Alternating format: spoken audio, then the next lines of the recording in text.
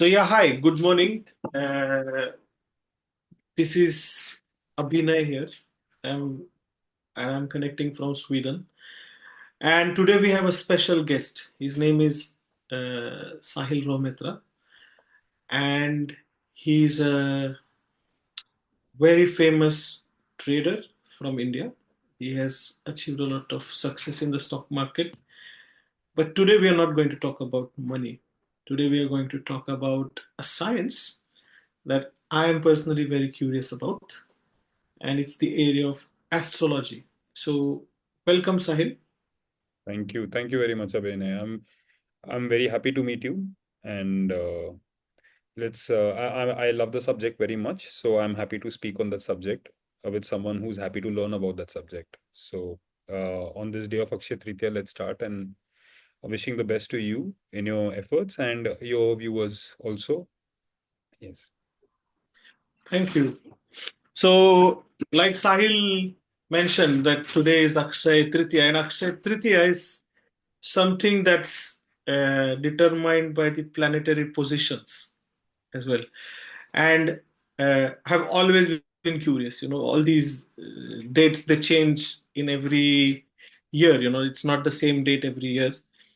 So what this Akshay Tritiya is all about? Like, what is its significance? What exactly that means?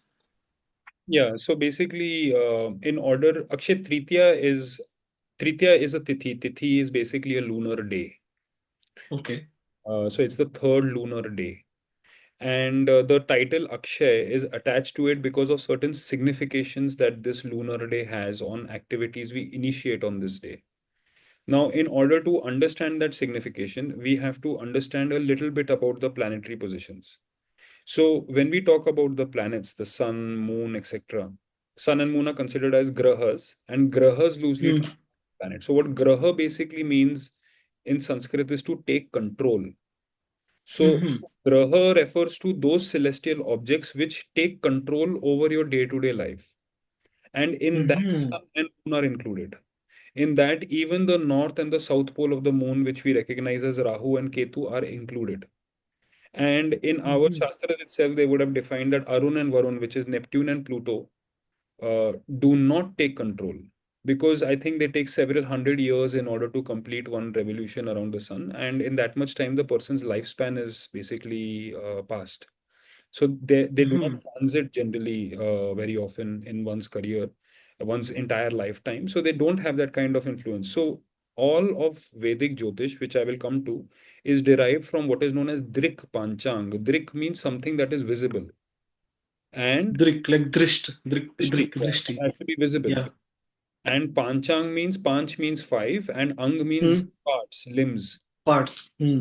So Panchang is something which is known as the five limbs of time. Hmm. Okay, and in the five limbs of time, there is basically Yog, Var, Karan, Nakshatra, and Tithi. Hmm. Okay, and when we are talking about Akshay Tritiya, we are referring to one Tithi, a particular Tithi where Tithi is a lunar day. I don't want to make it sound too complex for the first time viewer, but now, but still, I'll just come to the key point here. So, in other words, Tritiya refers to a particular lunar day, and Tritiya, all of these Tithis are categorized into five clusters. Five clusters. They are Nanda, Bhadra, Jaya, Rikta, and Purna. Okay, Nanda, Bhadra, Jaya, Rikta, and Purna. Nanda means happiness, Hmm. Bhadra means praying, Jaya Hmm. means victory, Rikta means Hmm. throw away, and Hmm. to complete. Okay, Hmm. so whenever we have the first tithi, which is Pratipada in our language, and you can simply say first tithi in English, that is always going to be under the cluster of Nanda. Hmm. Okay, Dvitiya, which is the second tithi, will always be Bhadra. Tritiya will Hmm. always be Jaya. And Hmm. Chaturthi will always be Rikta, and Panchmi will always be Purna. And then the Hmm. Shtami, which is the sixth Tithi, will again come in the cluster of Nanda. Saptami Hmm. will again come in the cluster of Bhadra. Ashtami, Hmm. Jaya. Now, typically, when you are engaging with Jaya Tithi, you initiate those activities where you want a victory, where you want to accomplish Hmm. something. Now, but so which means this is true for every Tritiya. every Hmm. and every you could say the 13th tithi, ठीक है, त्रायोदाशी, 13th tithi Trayadashi. Hmm. will always be a Jaya tithi, which means if you want to go and file a court case, if you want to send a legal notice, if you want to reply to a legal notice, if you any activity where you're seeking victory, you want to ask for a promotion, you want to get that job in that the so what the muhurats are telling you, it is auspicious to initiate activity or to channel your energy on that activity on that day. Choose Hmm. competition. But now, what is so there are obviously many Tritias and Ashtamis and Trayodashis. What is special about Akshay Tritiya is that it is the only specific time where sun and moon both are in exaltation. Okay, both Hmm. are in astrological phenomena mein called exaltation. And what is What exaltation? is exalt? Yeah. Yeah, exaltation basically means that zodiac in which the planet is at its happiest. Hmm. Okay, the planet loves to be there. It is very happy to be there. So that particular zodiac will be Sun in Aries and Moon in Taurus, because Sun Hmm. exalts in Aries and Moon exalts in Taurus. So what Hmm. they are basically saying is that whenever Sun and Moon exalt at the same time, okay, it will necessarily there will necessarily be the third lunar day. It'll necessarily, and that third lunar day shall be called as Akshay Tritiya, because these two major grahas are at their happiest. And if these Hmm. two major grahas are at their happiest, they say any activity you wish to initiate, any activity, the Muhurat is auspicious. So if you are Hmm. a car, it'll be a good Muhurat for buying a car. If you are to Hmm. decide on buying real estate, it's a good Muhurat because everywhere you are seeking victory. And now compare this to a tithi which is associated with marriage. Now, the Purna Tithi, which is going to be Panchami, Dashmi, and Purnima, the 5, 10, and 15. Now, when a person marries, they typically want to get married only once, which Right. means you want the activity which you want to do, it's an auspicious activity, but with that which you want to do just once in your life, you will Hmm. initiate it in the Purna Tithi. For Hmm. example, registration for a GMAT or a GRE exam, or paying the fees for your board exams, you don't want to give that specific exam again, a CA exam. Hmm. You have Hmm. a date to go online to check, like if you're giving a GMAT exam or a GRE exam, you choose your date, right? So, Hmm. so the day on which you go to make that choice should be a Purna Tithi, and the date that you choose for the exam should be a Jaya Tithi. Hmm. Right? So essentially, now this is a recommendation. So point being that whenever in the Western concept of time works in the position of sun and moon with relative to earth. That is it. Hmm. The Indian concept of time works with the position of earth relative to all the nine celestials. Where the nine celestials are the seven planets, sun, moon, and you have your other planets from Mars Hmm. to Saturn, and the north and south pole of the moon. That is the Hmm. Indian concept of time. Now, because the Western concept of time uses just these two variables, they segregate time as day and night only. So they Hmm. classification that okay, this is nighttime, it is auspicious to sleep. It is daytime, it is auspicious to go out and do some work. It is evening time, it is auspicious to play. See, you could play at midnight also, but Right. when is it most auspicious for the body? For example, it could be early morning or it could be little late evening. Right. So this is because they have these variables associated with time. But because the Indians and the Hindu tradition has a lot of variables associated with time, they could come up with that it is auspicious now to buy a car. It is auspicious Right. now to propose a settlement on a legal case. It is auspicious now to visit the bank. So what that basically does is it creates a schedule for the follower. Okay. Right. It creates a schedule for the follower, and now it is the follower who basically tries to take control of that schedule and inadvertently ends up taking control of their life. So, for example, today we are talking, today is a Yeah.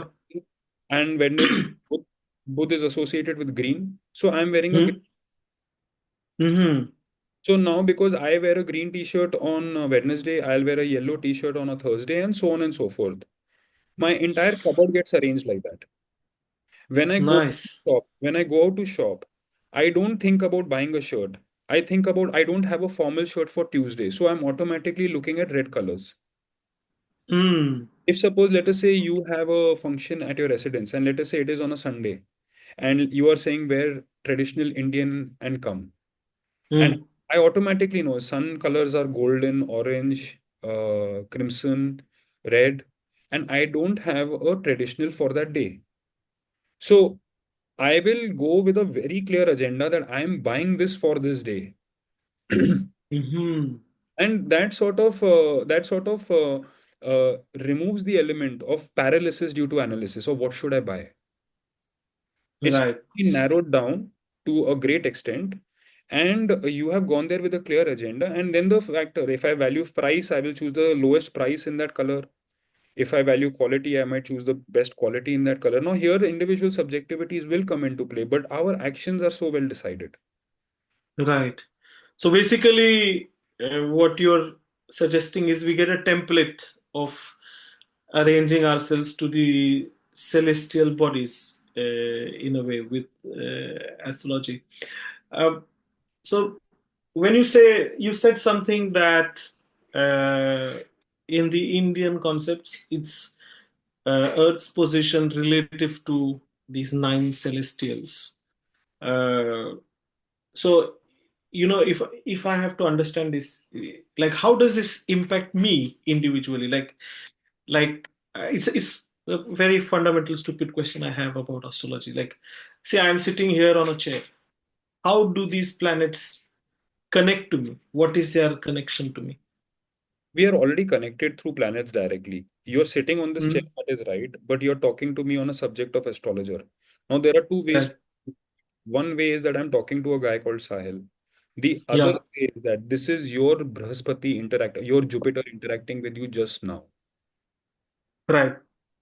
All right. Now, if you treat me in the manner which is appropriate for treating Jupiter, who's Right. Jupiter is a teacher. So if Right. you treat me in a manner which is appropriate for treating a teacher, you are going to derive the maximum success out of this. Right. But if you go and treat me in the manner which is like, say, Venus, which is a spouse, for example, or Mercury, which is like Right. friend, it is now no longer going to be appropriate for the conversation at hand. Right. So the point being that over the sessions that we conduct, I you will see that these planets are already impacting you. Right. All right. And uh, and it'll be without any doubt. For example, for me, if I'm having a conversation with a person who is less aware of the subject than me, I am interacting with a student which is Mercury. I am Right. interacting with Mercury. So what I am Right. interacting with Mercury, what you are interacting with is Jupiter. Now, if we both behave appropriately, we are using technology to interact. We are doing this via Rahu, right? Right. So So Rahu is illusion, or what? What is yeah, Rahu? so Rahu is the north pole of the moon, and what it basically refers to is illusion, smoke, uh, Creativity. absolutely, yes, excessive creativity. So a classic Mm. example of Rahu could be like, say, for example, you hear a small child, like say 6-year old, 4-year old, 5-year old boy, and they come and say ki, there is a lion in the lobby or a tiger. Yeah. You could shoo it off, or you could now Yeah. ask the child questions. Really, how big is the lion or a tiger, whatever? He will Right. describe how big it is. Right. How was he behaving? He will mimic the walk. Okay. Right. Now, obviously, we all know that the child is lying, but from the child's perspective, he's not lying. Right. He's convinced to some extent that there is indeed a lion. And the more you probe that question about the lion, Right. the more realistic the child begins to feel that there is that lion. Now, that illusion and that kind of creativity to imagine a lion in thin air Right. is coming out from Rahu. So this is the element Right. of Rahu in children, which is obvious to us, and this element of Rahu is there in all of us. It just manifests Right. itself in different forms. So an exceptionally malefic Rahu in adults will make them smokers, will make them use Mm-hmm. language, you know. Mm-hmm. Uh, that is a malefic Rahu. If it becomes even more malefic, they could even begin to start committing crime, petty crime. But if now Mm-hmm. that malefic Rahu is now also having an exceptionally malefic Mars, that petty crime could start taking a violent turn. So So Mars is Mercury. No, Mars, Mars, Mars is Mangal. Mangal. Yeah, Mars basically is your Tuesday. So the Mars, exactly. yeah. So Mars is the planet of war, basically, your planet of courage. So Mm-hmm. a person has an exceptionally Yog Karak Mars. Yog Mm. means auspiciously placed, very powerful, many positive things in the chart. Usually, that person achieves great success in athletic endeavors, Mm. physical activities. They could be your mountaineers, they could be your adventure sports athletes, they could be your cricketers, football players. Basically, if you, for example, we all run as children, but there is this one or two boys and girls.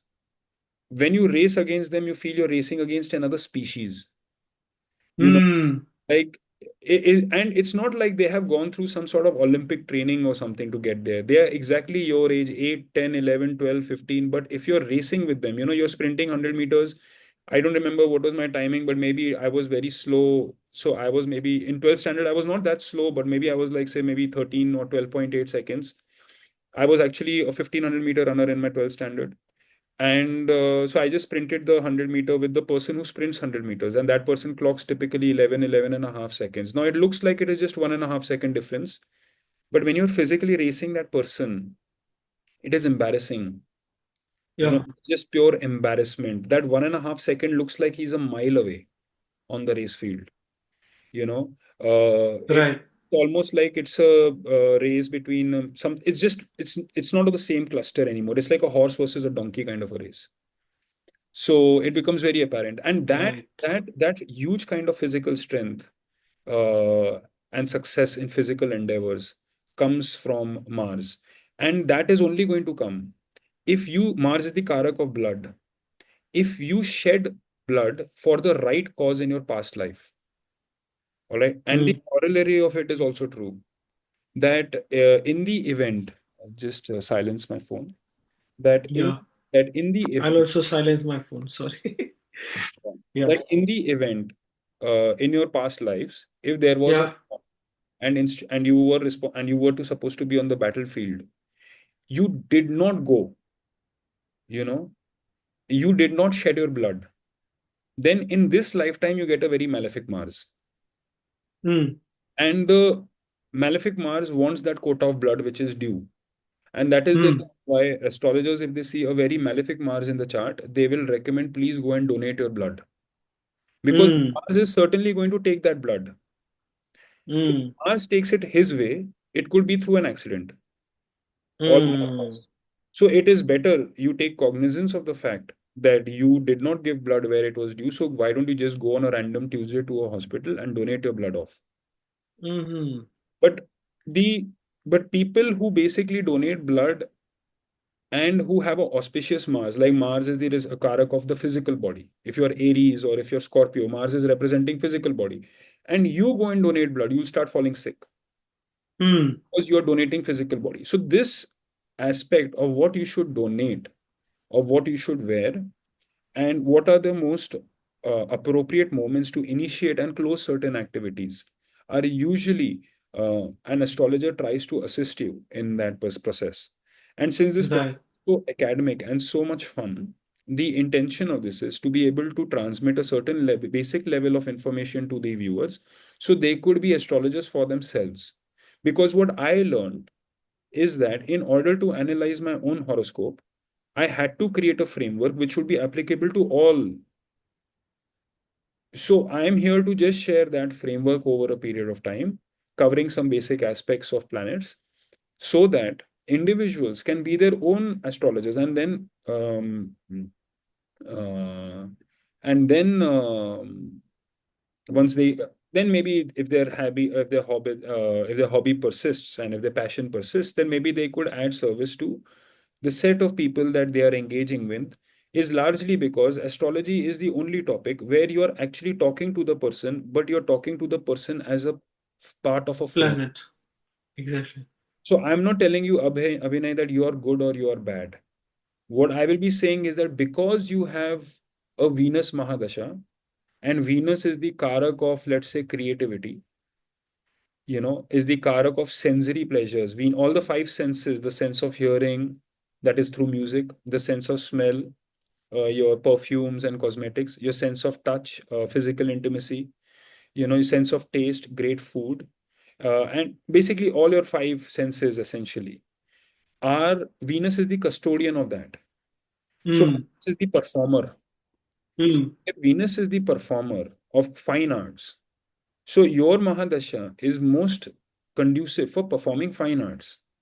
Mm. You naturally align with it, which you will naturally align with it. Now, there is obviously a possibility that you could continue your work in a corporate sector, but even there, you will be organizing gigs.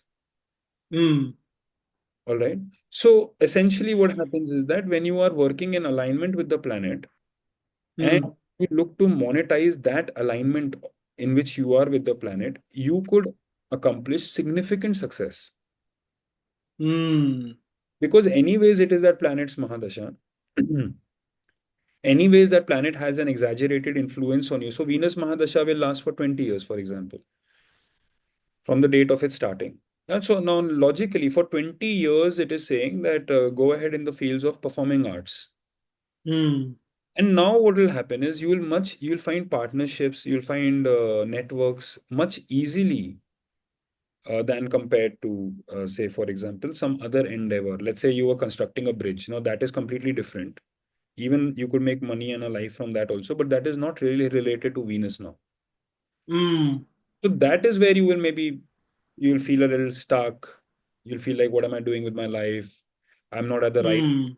My boss is not good, or my subordinates are not good. Actually, they are all reasonable. It's just you're not Aligned with aligned. the.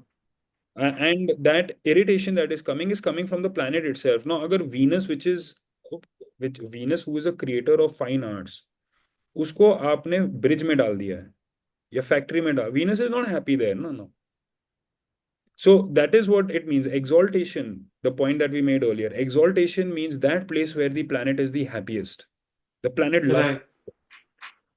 and if Right. the planet is happy, individuals who are working in that direction are generally going to be feeling happy. Their mood is Right. being elevated, and a lot of things. Like for example, you walk down the stairs 100,000 times, sometimes thoughtfully, sometimes subconsciously. Why don't we slip and fall? you know so that element, we are only we associate good luck with that phase which happens to us, like I won the lottery. But Mm. how about that, job interview which got cancelled, and you were apparently supposed to go to a place where you were to get mugged. You just kept thinking कि, my job interview got cancelled, but someone actually protected you from grave physical harm. Right. That is the reason why they say that it's best if one is optimistic. If it's best that one believes that the world has your best interest in mind. It Right. is best if you use your sound judgment to know whom to trust to some extent. And what does meaning of trust mean? What is the definition of the boundary of trust? And Right.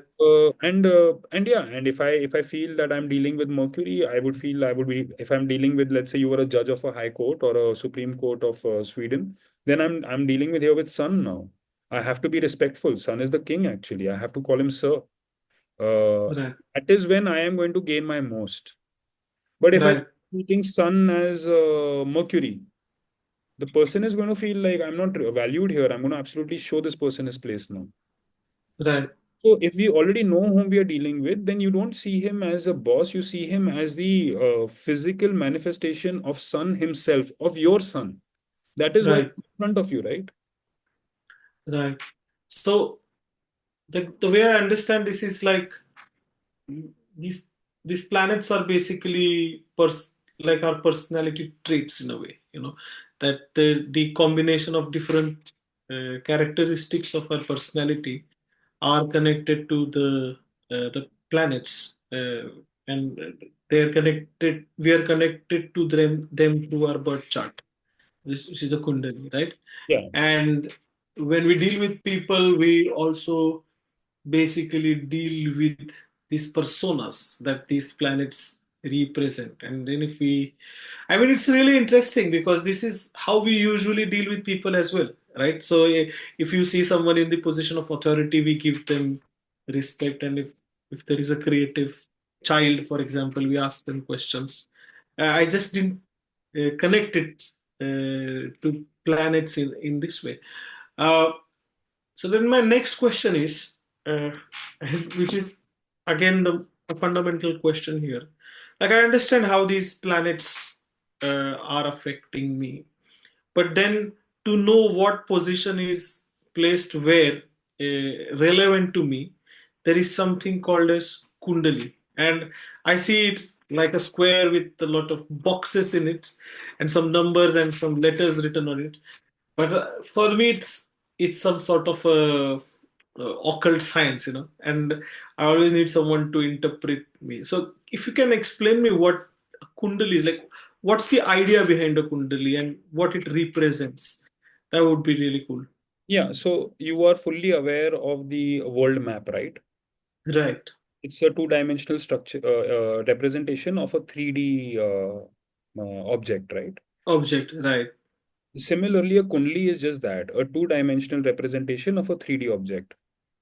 But instead Hmm. of having, let's say, India or Sweden on that particular map, they have, they are saying that this is Earth and here is Jupiter and here is Mercury and here Hmm. is.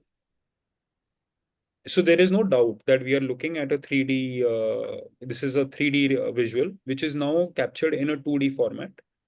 And there are templates for capturing it into that 2D format. So the diagonals and the square boxes that you are referring to are templates. And the good Hmm. thing about that template is that this template has been passed down to us. There is no person in the world who can say, I created it. Not a person. Hmm. No one takes ownership of it. They all Hmm. accept that it is coming down from some source and we do not know what exactly is the source. So if you ask me where I learned it from, I learned it from someone, and you ask him, he learned it from someone. And Someone. this process just kept on going, and no one knows exactly who was the first person. So Hmm. exactly who the first person was, obviously Maharishi Parashar, who created that template, which then got understood, and you and us, we used our intelligence in order to simplify it for everyone and for its utility to everyone. So this, perhaps this is something that we can, I could show it on a particular chart and talk about this in our next video, because I'm seeing that Next session. Yeah. just have like a 1.5 minute time left. So we could, I'll share the link with you for that meeting, and we can you could just rephrase that question, and that could be the start of our next video. Um, and I'll share That's fantastic. of a website where your viewers can eventually, which they can eventually use in order to see their own Kundli, and then use our conversation to navigate through their own Kundli, and take it as a, think of it that they are having a conversation with Maharishi Parashar directly, and we are just we are the agents in, Mediums. mediums in between, that Right. based on our understanding of his framework, this is what it means. And so, yeah, so it's less than a minute. I'll just close this and we can take this up from there. Yeah. Thank you for today, and we Yeah. build on this We'll schedule. conversation in the future.